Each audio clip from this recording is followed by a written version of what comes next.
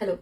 Cancer பத்தி உங்க எல்லாருக்குமே தெரிஞ்சிருக்கும். அதோட ட்ரீட்மெண்ட்டோடைய ப்ரொசீஜர்ஸும் தெரிஞ்சிருக்கும். அதுக்கு நிறைய கீமோதெரபி, ரேடியேஷன்ஸ் இந்த மாதிரி நிறைய அட்வான்ஸ் ட்ரீட்மெண்ட் இருக்கு. பட் தமிழ் மெத்தட் படி ஆயுர்வேத ட்ரீட்மெண்ட் இருக்குன்னு உங்களுக்கு தெரியுமா? அதுதான் புனர்ஜன் ஆயுர்வேதா.